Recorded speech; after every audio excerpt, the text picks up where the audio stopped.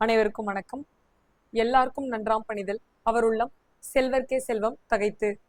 செல்வமும் அதிகாரமும் நம்ம கிட்ட நிரந்தரமா இருக்கணும்னு சொன்னா நம்ம பணிவோட நடந்துக்கணும். அந்த பணிவு தான் நமக்கான மிகப்பெரிய ஆயுதம்.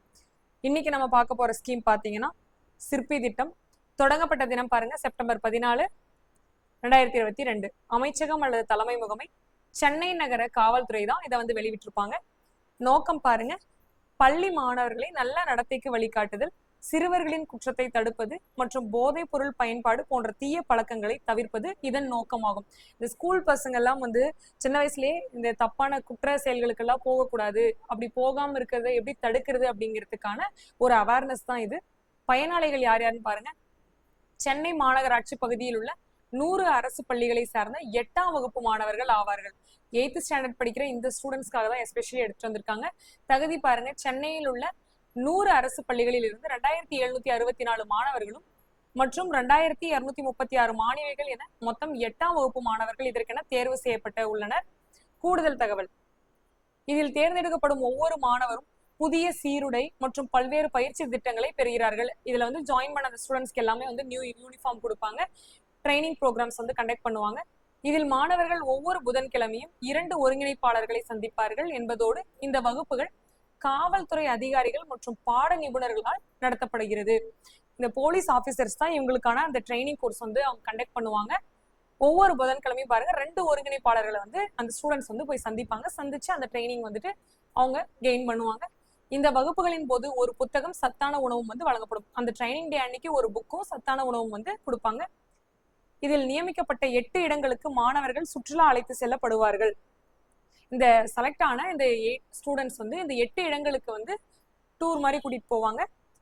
அங்க போயிட்டு போதைப் பொருள் ஒழிப்பு, மதுவுக்கு எதிரான நடவடிக்கைகள், சட்ட விழிப்புணர்வு, அரசு மற்றும் அரசு சாரா நிறுவனங்களுடன் இணைதல், சுய தலைமைத்துவத்தை மேம்படுத்துதல், பெற்றோரின் அறிவுரைகளை மதித்தல், பொதுமக்களுடன் பழகுதல், போக்குவரத்து விதிகளை கடைபிடித்தல், நமது மாநிலத்தின் செழிப்பு மற்றும் வளர்ச்சிக்காக பெருமைப்படுதல் போன்ற நல்ல பழக்கங்களை ஏற்படுத்துவதே இந்த திட்டத்தின் நோக்கமாகும்.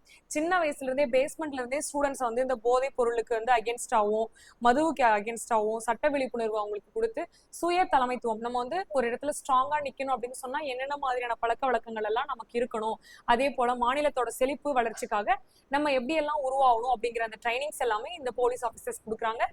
நெக்ஸ்ட் பாருங்க, சிறு வயதிலிருந்தே நல்ல பொது பழக்க வழக்கங்கள் மற்றும் சமூக பொறுப்புடன் குழந்தைகளை உருவாக்குதல், பெற்றோரின் கவனக்குறைவு, போதிய வருமானம் இல்லாமை, ஆதரவின்றி வளர்வது மற்றும் வேலையின்மை போன்ற காரணிகளை கையாள்வதன் மூலம் சிறார் குற்றத்தை தடுத்தல் போன்றவற்றை இந்த திட்டம் நோக்கமாக கொண்டுள்ளது.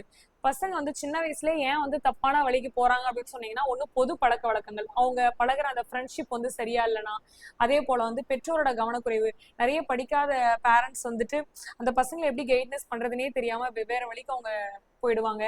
அதே போல போதிய வருமானம் இல்லாதனால அவங்க அந்த பெற்றோர்கள் எல்லாம் அந்த வருமானம் ஈட்டுறதுலயே இருப்பாங்களே தவிர்த்து பசங்களை கண்டுக்க மாட்டாங்க. அதே போல அந்த ஆதரவு இல்லாம குழந்தைங்க வளருது, தாய் தந்தை இல்லாம வளர்ற குழந்தைகள், இவங்களுக்கு எல்லாமே அந்த குற்ற நடவடிக்கைகள் இருந்து இவங்களை தடுத்து நல்ல உயர்ந்த நோக்கமா அவங்களை எடுத்துட்டு போகணுங்கிறது இதோட நோக்கமா இருக்கு.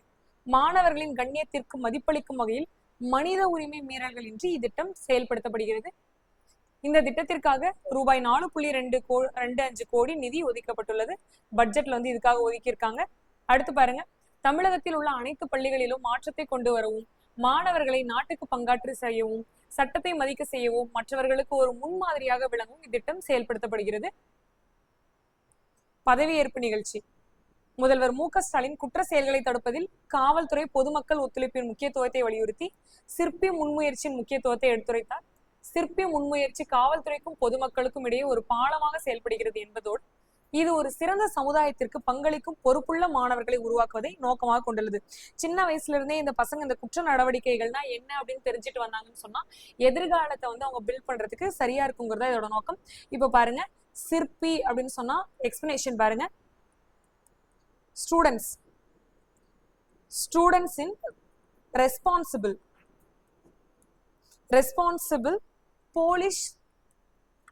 Police initiatives.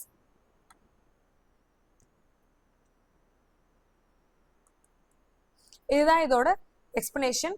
எப்போ ஸ்டார்ட் பண்ணிருக்காங்கன்னு பாருங்க, செப்டம்பர் 14, 2022. செப்டம்பர் 15 சொன்னா அண்ணாவோட பிறந்த நாள், செப்டம்பர் 17 வந்து பெரியாரோட பிறந்த நாள். எங்க ஸ்டார்ட் பண்ணிருக்காங்கன்னு பாத்தீங்கன்னா சென்னை கலைவாணர் அரங்கம். சென்னை கலைவாணர் அரங்கத்துல ஸ்டார்ட் பண்ணிருக்காங்க. இதை ஸ்டார்ட் பண்ண துறை வந்து சென்னை மாநகர காவல்துறை ஸ்டார்ட் பண்ணிருக்காங்க. பட்ஜெட் நம்ம முன்னவே பார்த்தோம், 4.25 கோடி. அதே போல என்னென்ன குற்றங்கள், குடும்ப உறுப்பினர்களோட கவனக்குறைவு, போதை பழக்கம், குடிப்பழக்கம், குற்ற செயல்களை வந்து தடுக்கிறது.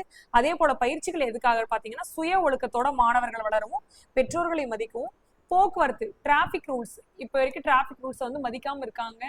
ஸோ இந்த ரூல்ஸ் எல்லாம் கரெக்டா வந்து ஃபாலோ பண்ணணும்.